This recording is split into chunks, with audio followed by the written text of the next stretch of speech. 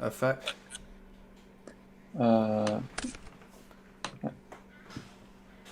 Bortle here. That's right, two-time YCS top 32 competitor Bortle here. I took a short break after this LCS event because I really thought something was wrong with my deck. But after hours and hours of thinking and meditating over this defeat, I realized something. It's not my deck. It's 4-month skipper.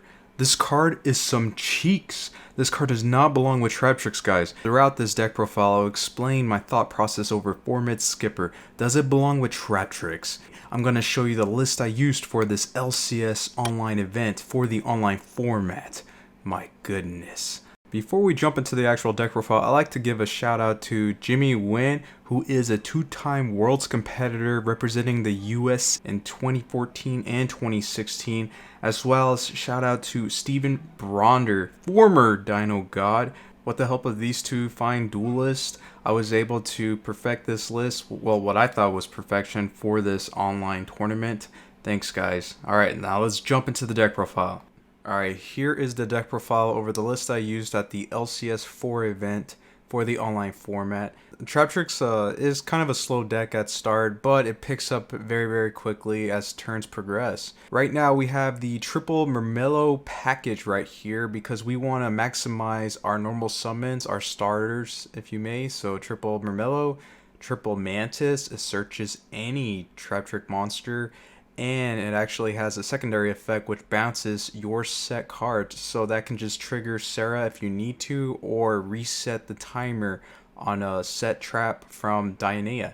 Speaking of Dionea, we are maximizing Dionea at 3. I was going back and forth with 2 to 3 copies of this card, and at the end I chose just to max it out because you want to see a starter. You want to see a Traptrix monster in your opening hand. And next, yes, we have 4-mid skipper. Oh man. This card right here, it was a cool concept, don't get me wrong, but to be honest, this card just belongs in Solomon Great because you do not necessarily need to reveal to summon Banlinks. But in Traptrix, you're probably wondering, what good is this? For people that don't know 4-mid skipper's effect, during your main phase, you can reveal one link monster, and if you do, can be treated as that link material with the same name, type, and attribute as a revealed monster. In theory, 4-mid skipper turns into Traptrix Sarah because you copy Traptrix Sarah's name, and there you go, you turn into Traptrix Sarah.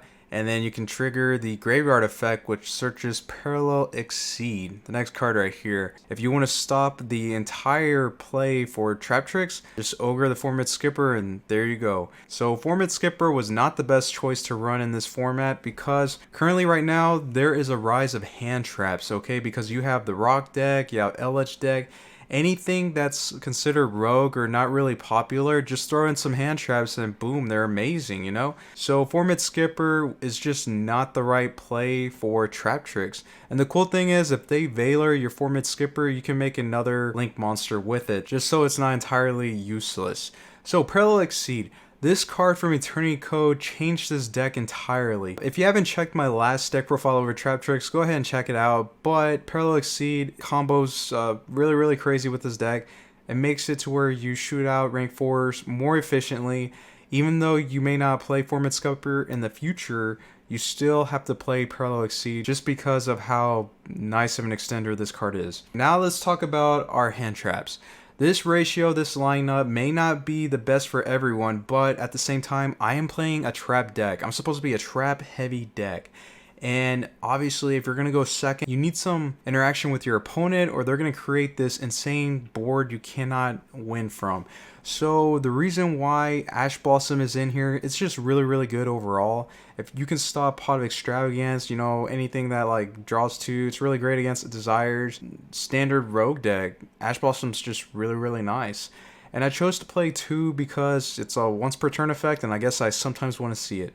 And that same goes with Ghost Ogre. Ghost Ogre is really strong right now, guys. Ghost Ogre can have the same effect as Effect Valor. If your opponent has Appaloosa and Nibiru's Chainlink 1, you can go Chainlink 2 Ogre. There you go. Nibiru cannot be negated by Appaloosa because it's no longer on the field. You can go Stoker Bortlesword. It's just ridiculous. Ghost Ogre is really, really nice. I honestly see this card being played now, and it's a tuner for your needle fiber combos. Ghost Ogre is a really, really great card. Now we have Nibiru. This is still probably the most overpowered card in the online format today. Yes, we are seeing an increase in other back row decks such as Altergeist, Subterrors. There's just so many decks that can just not summon 5 times, you know? So Nibiru is really, really nice, and it's an easy side deck card if you're facing against one of those matchups. Now we have probably the best hand trap for this deck, at least, because it is a trap and a hand trap. So if you're going second, this card is pretty nice because you can stop your opponent from playing. But if you're going first, it's somewhat mediocre. It's just really, really good overall, and it can stun your opponent's floodgates. Okay, if they have like, there can only be one, you can stun it with impermanence potentially on your turn and go off from there. So impermanence, obviously comboed with Nibiru, is really, really nice. Very nice. Remember guys, Chainlink 1 Nibiru, they negate it, Chainlink 2 impermanence, you're in there. Now we have Shade Brigandine, which this card obviously conflicts with impermanence if you're going second. But hey man, if you're going first, Shade Brigandine gets you in there. This card is probably the best extender of the deck because obviously you combo this off with Sarah, you're in there. Full combo guys, right? And I explained this card more in depth in my previous deck profiles as well. A lot of people may argue, oh, I only need 2, I only need 1. I don't even want to play it. My goodness. You have to play this card, man. This card turns all your other normal traps into more copies. And putting it at 3 just maximizes all your normal traps. So Traptrix is here to stay. I really, really like this card. And it's a normal trap, works with Sarah. My goodness. Now, the newest card I've added to my deck, Torrential Tribute. Okay, Torrential Tribute, the process behind that, if you timed a Torrential Tribute right against rocks, that's it, game over. They can't do anything. And the main reason why Torrential Tribute is in here, because of Sarah. Sarah is unaffected by traps, guys. If you leave out a Sarah and they go summon, they get a little greedy, summon, Torrential Tribute. Destroy everything. Resolution, Sarah, special something from the deck. Ridiculous, right? And the cool thing is about Torrential Tribute, I'm gonna go ahead and show you right now, guys. Let's just skip right forward to an extra deck card. Traptrix Alamaris. By the way, guys, I'm going to reveal everything in this deck. Side deck, extra deck. I just wanted to give further explanation on my main deck for right now. Traptrix Alamaris. This card is also unaffected by traps if it has a material. So is Traptrix Rafflesia, which is a very, very overpowered right now. This combo with Sarah is just crazy, okay? In the past, I was not about that, but now it's just really, really nice because of this Grave Digger's Trap Hole right now. Alrighty, well, let's go ahead and continue on with the deck profile. So, Sanctum. As you can tell, I am only playing one Scythe all the way up here, guys.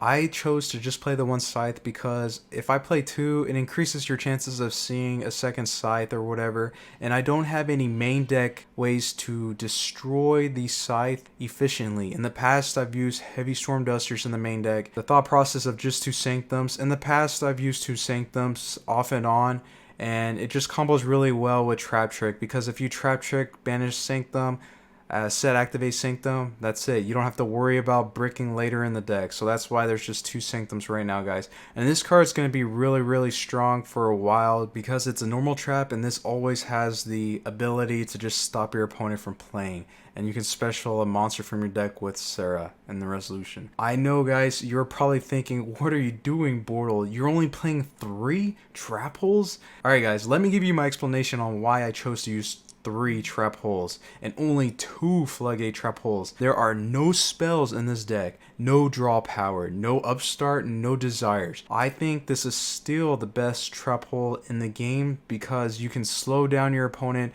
by setting their card permanently face down unless they play some Gladiator Beast deck or something and they just contact fuse and outplay your ass, right? And now we are only playing 1 copy of Grave Digger's Trap Hole. This is only really decent For your turn 1 play, if you make a Rafflesia under your Traptrix Sarah, that's to where they're able to Nibiru you, then you negate Nibiru with the Trap Hole, and then on their turn, you can activate Floodgate Trap Hole with Rafflesia's effect by sending it to the graveyard to change the effect. I didn't really necessarily want to open any. I wanted to search it with my Murmillo or just straight up set it with Traptrix Sarah, guys. So that's why I opted to lower the count. I never want to activate Traptrix to bring one of these out. If I'm doing that, I'm in a really bad position. Real quick, let's talk about potential options we could have ran in the main deck. Bottomless Trap Hole. In my previous deck profile, I explained Bottomless Trap Hole is really nice, especially comboed off with Alamaris, right? But Bottomless Trap Hole is just not good overall because you have to hope they summon something over 1500. If they summon an Eldritch from the graveyard, they're like immune to being destroyed. So Bottomless Trap Hole, it just wasn't cutting it. It's not good. Why not just play Floodgate Trap Hole and set the threat down instead, alright? And another card I chose not to play anymore was Lost to Win. This card is really nice overall, guys, but I chose to maximize my hand trap ratio, so I just kicked out Lost to Win. I think Lost to Win is a great card, great budget alternative if you don't want to play impermanence, guys. Just play some Lost to Wins and get in there. Alright, so that's gonna be it for the main deck. We have 40 cards overall. This was very clean, and obviously you can go ahead and think about all the possibilities, all the changes you can make by cutting out 3 4-mid skippers. You can possibly maximize the Sanctum, your other 2 hand traps, and you'll see this deck flourish, guys. So this was the main deck portion of the deck. Let's go ahead and look at the side and extra deck, guys. Real quick, I wanted to shout out Rogue Energy. This is not Rogue Energy, however, this is its competitor. After about 5 minutes or so, a lot of it likes to sit at the bottom, so when you're about to finish, get that last sip, you taste all this chalkiness and powdery stuff. Yuck. Here is some Rogue Energy. It's completely dissolved, no chalkiness, 0 sugar, 0 calories. Check it out today in the description down below. Alrighty, back to the deck profile. We have Triple Sarah. This is just standard. You need this. You have to play this. And yes, guys, there are some new cards in the extra deck that I'm using. Link Spider. I will tell you right now why I played it. In testing, I would open Shade Brigadine and Parallel Exceed quite often. That's kind of a brick if you think about it. So to counter that brick, what I would do is activate Shade Brigadine, make a Link Spider, which triggered my Parallel Exceed, specialing under the Link Spider, and then from there, special another parallel from the deck. It's level 4. Make Rafflesia. So now I'm going to end with Link Spider and Rafflesia because I didn't have any other openers. So that will allow me to at least play for a couple turns until I actually top deck a Traptrix monster. In some instances, I can just go ahead and make Traptrix Sarah with my Rafflesia. If you want to do that, that's totally up to you. Depending what your hand is, if you have a lot of traps, that might be the goo. That might be the way to go. We have Lingaribo. Yes, guys. This was the fallback plan in case 4-mid skipper got negated, in case they impermanenced it or effect veilered it. Your turn is not over. You can make something, guys. Lingaribo. You make Lingaribo. Now that triggers 4-mid skipper's effect in the graveyard to where you can search a Parallel Exceed so you don't top deck Parallel Exceed later. And the cool part about Lingaribo, guys, it negates traps. You contribute this to negate Evenly Matched. This is your out to evenly matched. This is a main deck out to evenly matched. Lingaribo is nice. You can negate other traps by tributing this card away. Before I was using Lingaribo, which is decent because you can block an attack, but Lingaribo, it actually forces your opponent to attack it, making the evenly matched kind of useless, okay? So there you have it. Lingaribo was an out to evenly matched and other trap cards your opponent might use. Alright, next let's talk about our Link 2s. We have Nightmare Phoenix. This comboed with Sarah allows you to draw a card and destroy back row. Now we have Artifact Dagda. Negate the 4-mid skipper, and let's say you have something else out there. You can make Artifact Dagda right off the bat if you want, still triggering the 4-mid skipper's graveyard effect. Go ahead and activate Dagda, setting the side from your deck face down, and just hope your opponent actually blows up your back row to where you can summon Scythe. Or worst case scenario, you're specialing Scythe regardless if you somehow survive that turn because of Dagda's lingering effect to destroy the Scythe in your opponent's end phase. Now let's go ahead and talk about our only Link 3, Nightmare Unicorn. This curve right here is really good, spins everything, and the main reason why we're playing this card is because it link climbs into Access Code Talker. Access Code Talker is the boss monster from Eternity Code. If you don't have one yet, you need to get one. I honestly think it's the right time to get one online. And whoa, how about you use my TCG Player affiliated link down below, guys, and support this channel directly. That's right, buy all your TCG Player card needs through my affiliate link and support this channel directly. Bortle appreciates it. And now we have our last link, bortlesword. My goodness. Okay, very situational. You can OTK your opponent with bortlesword or Access Code Talker. In many cases, you're not going to have lethal with Access Code Talker, at least with this deck. So that's where bortlesword comes in. This is the finisher. This will help you win. Okay, guys? Yes, there was no room for Penance Stag. Very unfortunate. And obviously, you can see there is no Utopia Cheese. I opted not to play it because I didn't want to brick in this tournament with the double or nothing drawing into it. So that leaves off with our links. Let's go ahead and talk about the XYZs. Rafflesia, I explained earlier, this is needed. You must play this card if you're playing Traptrix now. It's just really good, especially with Parallel Exceed. And next we have Alamaris. Combos with the Torrential Tribute that we're using in this deck. It can combo off with Bottomless Trap Hole and other destruction cards. Now we have Tornado Dragon. This right here destroys your artifact Scythe. Let's say you're able to make Dagda and Tornado Dragon. There you go. You have a way to pop Scythe during your opponent's turn, blow them out, and you already have those 3 monsters. And the cool thing is you can use your Dagda to link climb into Access Code Talker. You know, well, first make the Unicorn and then link climb into Access Code Talker, destroy your opponent's cards, and straight up kill them. My goodness. Now we have Time Thief Redoer. You can get some draw power out of it if your games like linger on, you know, keep going back and forth, passing turns. Now we have Evil Swarm, Exciton Knight. Already see some of my side deck options, why Exciton is here. Basically, it falls into the explanation of my side deck choices. And you can easily summon this card out with Parallel Exceeds or just using the old-fashioned Diana special something from the graveyard, guys.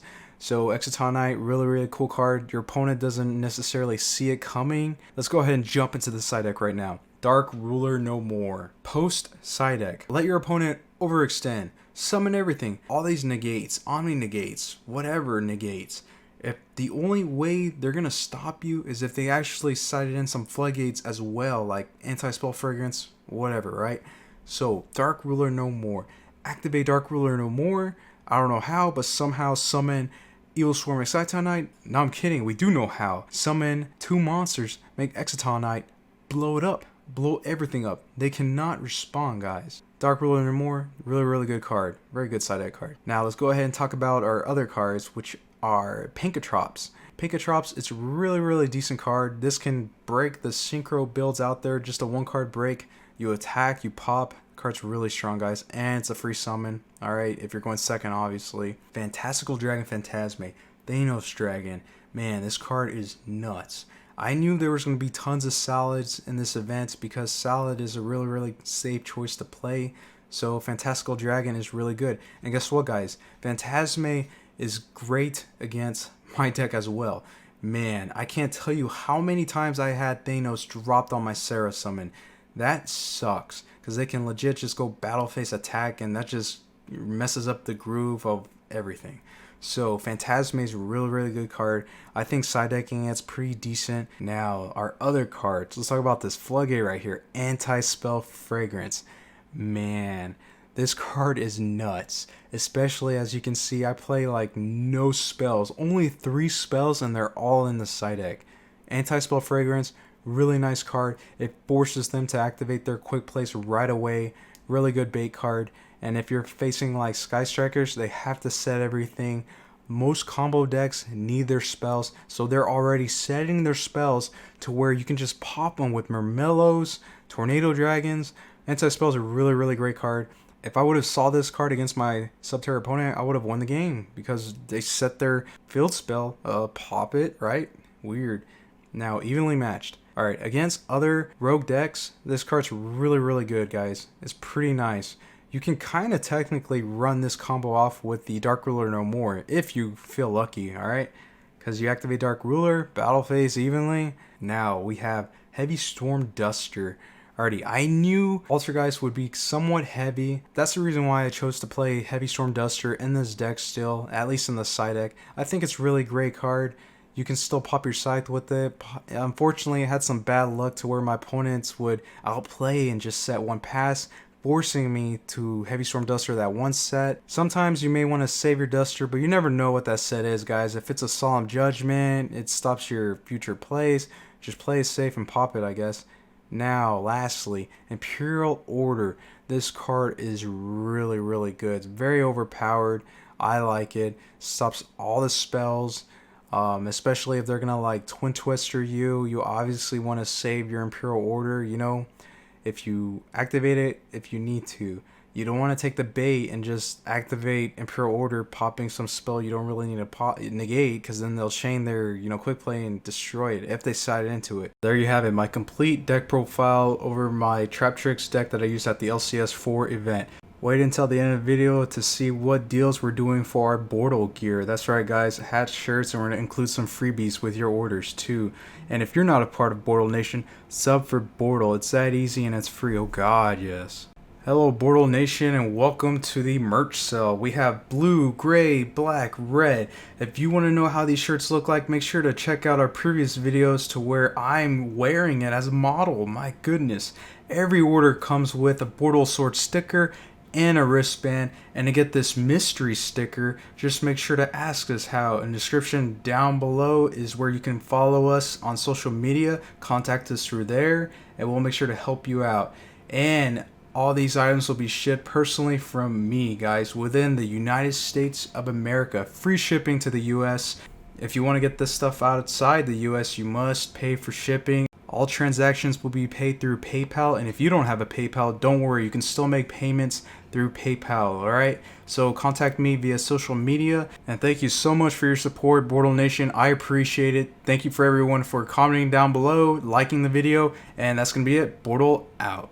Bortle here. Oh god, yes.